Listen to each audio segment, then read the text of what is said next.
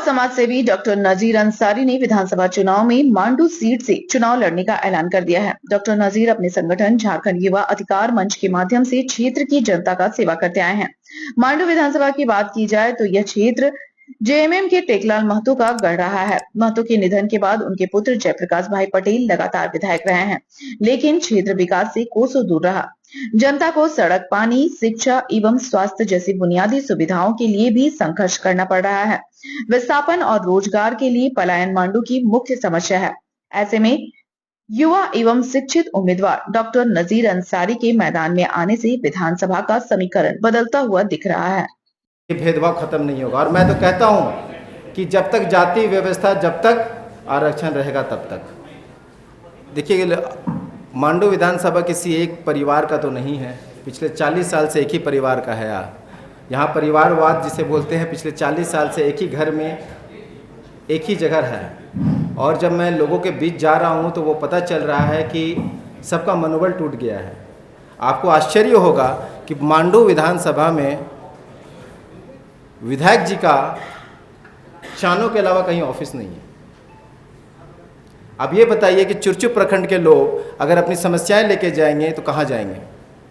अगर चानो जाना होगा तो आना जाना, और ये भी 2000 रुपये खर्च, और ये भी नहीं गारंटी कि वो मिलेंगे कि नहीं मिलेंगे। तो ये जो व्यवस्था बनी हुई है वो बहुत ख़राब है। और जब मैं लोगों के बीच जा रहा हूँ तो उनमें एक उम्मीद की किरण दिख रही है, क्योंकि मैं वादा नहीं कर रहा हूँ उनसे। मैं उनका बेटा, उनका भाई बन के गया हूँ। इसलिए मैं देखा होगा आपने, ये मैं पहला राजनीतिक लड़का हूँगा जो पहले गया अपनी बहनों के साथ राखी बंधवाया पहले, कि आप मुझे भाई मानो पहले, बाद में जनसेवा होगी। क्योंकि उससे मेरी जिम्मेदारी बढ़ जाती है। और मैं उम्मीद करता हूँ कि ऊपर वाले ने इतनी शक्ति और ऊर्जा दी है कि मैं उन सब का सरकार से जो सहयोग है, जो योजनाएं हैं, मैं धरातल पे ला सकूँगा। धन्यवाद। जनता का एक्चुअली सेवा करना चाहता है और सरकार की योजनाएं जो हैं नीचे स्तर तक पहुंचाना चाहता है। अगर उसका मन सच्चा होगा तो आराम से पहुंच जाएगा। अभी मैं 2 महीने ही हुआ है, मुझे 2 महीने 4 दिन हुए हैं, और मुझे लगता है मैंने काफ़ी लोगों का काम किया है बिना मेन स्ट्रीम में आए हुए। हमें करना कुछ नहीं होता है, बस योजनाओं को लोगों तक पहुंचाना होता है, और उसके लिए समय चाहिए। शायद ये समय नहीं दे पा रहे हैं। और मुझे लगता है कि अगर मैं लोगों के बीच में रहूँगा तो ये जो रोजगार की समस्या है वो ऐसे धीरे धीरे सॉल्व हो जाएगी योजनाओं के माध्यम से। रहा कि युवाओं को रोजगार, देखिए ये खनिज क्षेत्र है और खनिज में प्राइवेट कंपनीज बहुत हैं। यहाँ पर आपके स्पंज आयरन बहुत कंपनीज है, पावर प्लांट्स हैं, छोटे मोटे उद्योग बहुत सारे हैं। कृषि क्षेत्र में हमारा बहुत अच्छा है। बस इस चीज़ को ऑर्गेनाइज करवा देना है, और अगर ये ऑर्गेनाइज हो गया तो आप बता रहा हूँ कि रोजगार मिलना बहुत बहुत आसान है। नीयत होनी चाहिए, बस नियत ही का खेल है, नियत ही नहीं है। सारे सवालों का एक ही जवाब है, नीयत अगर सही रहेगी तो आप योजनाओं को ज़मीनी स्तर पे ला सकते हैं।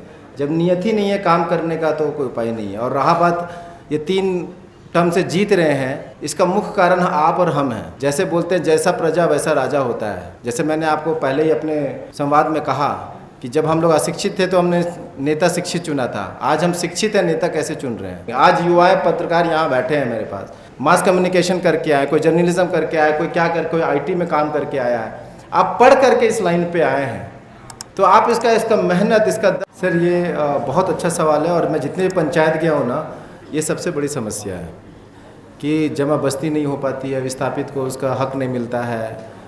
और सर इसलिए ये हो रहा है क्योंकि लोग जागरूक नहीं है सर। और अगर जागरूक है तो ऐसे नेता और ऐसे प्रतिनिधि चुने हैं कि जो उनकी बात भी नहीं उठा रहे हैं। क्योंकि देखिए, आपको DC लेवल तक पहुंचने के लिए आम आदमी को किसी ना किसी का सहारा, सीढ़ी लेना पड़ता है। जैसे मुखिया का, वार्ड परिषद का, उसके बाद विधायक का, तब जाकर के DC तक बात पहुंचती है सर। और तो ये जो चैनल है सर, इसी चैनल में हमने ऐसे लोगों को चुना है जो आपके काम के लिए नियत नहीं रखता है सर। नहीं तो मैं बोलता हूँ नियम है। नियम ने सरकार ने बनाया है कि विस्थापित को ये लाभ होगा, प्रभावित को ये लाभ होगा, DFT फंड से ये काम होगा, DFT फंड से ये काम नहीं होगा, सब कुछ है सर। लेकिन क्या हो रहा है, नियत ही नहीं है काम करने का। सर हमने एक टीम बनाई है अभी, खास करके ये जो प्रॉब्लम है मेरे ख्याल से 25 कोलवरी से आ चुकी, 25 से 26 कोलवरी से आ चुकी है कि ये जो ज़मीन है कोई और कब्जा करके और नौकरी लेकर के बैठा हुआ है। तो मैं सारे एप्लीकेशंस को कलेक्ट कर रहा हूँ जब, और क्योंकि अभी चुनाव है तो वो युद्ध स्तर पे वो काम नहीं कर पाऊँगा, लेकिन अभी मैं सिर्फ एप्लीकेशन कलेक्ट कर रहा हूँ विथ और एलपीसी वगैरह सब लेके कलेक्ट कर रहा हूँ, और इसका एक बड़ा आंदोलन आपको आने वाले दिनों में ज़रूर दिखेगा सर। तो ये है कि ये आप लोगों से कुछ छुपा हुआ नहीं है कि आज सेंट्रल एजेंसियाँ कैसे काम करती है, और मैं खुद एक एडवोकेट हूँ, तो मुझे पता है कि जो चीज़ अदालत में होती है उसको पब्लिकली आप नहीं बोल सकते, मतलब प्रेजुडिस होती है वो। तो मैं उस पर कोई टिप्पणी नहीं करूँगा, लेकिन ये कहूँगा कि कहीं ना कहीं हम भी गुण में गेहूँ पीसने वाली बात होती है, हम भी पिसे हुए हैं, और इंशाल्लाह आप देखिएगा कि आने वाले वक्त में हमें न्याय ज़रूर मिलेगा, और हमारे पिताजी भी आप लोग के साथ खड़े रहेंगे। अवगत हूँ, बहुत बेहतरीन, बहुत अच्छे तरीके से अवगत हूँ। और मैं आपको बता दूँ, टाटी झरिया विष्णुगढ़ में ऐसी ऐसी जगह है मैडम जहाँ पर 3 घंटे में भी एम्बुलेंस नहीं पहुँचेगा, 3 घंटे में भी एम्बुलेंस नहीं पहुँचेगा। राइट, मैं गलत बोल रहा हूँ सर, गलत बोल रहा हूँ मैं? वहाँ टाटी झरिया और विष्णुगढ़ में एक एम्बुलेंस नहीं है, एक एम्बुलेंस नहीं है मैडम। और यकीन कीजिए, अगले 25 दिन में आप सभी पत्रकार बंद हुए, 25 दिन में मैं वहाँ एम्बुलेंस दे रहा हूँ टाटी झरिया और विष्णुगढ़ में। साथ ही साथ वहाँ मैं एक गाड़ी दे रहा हूँ जो सिर्फ मरीज को हज़ारीबाग और हज़ारीबाग से टाटी झरिया और विष्णुगढ़ पहुँचाने का काम करेगा, फ्री ऑफ कॉस्ट। साथ ही साथ मैंने स्वास्थ्य का जो लाचार स्थिति देखा, मैंने उनको एक कंसेशन स्लिप भी दिया है पूरे मांडू विधानसभा में, एक प्रखंड में नहीं, पूरे मांडू विधानसभा में एक स्लिप दिया है जो सिर्फ दवा का पैसा लेगा हॉस्पिटल्स, और ना ओपीडी का पैसा लेगा, ना जांच का पैसा लेगा, ना किसी और का, सिर्फ दवा का पैसा लेगा। ये लाचार स्थिति है। तो आज मैं ये अपने स्तर से कर पा रहा हूँ, कल मैं मुझे अगर ताकत मिलती तो शायद मैं सरकार की योजनाओं को कड़ी से कड़ी देखते हुए उसको उन लोगों तक पहुँचा पाऊँगा। Thank you.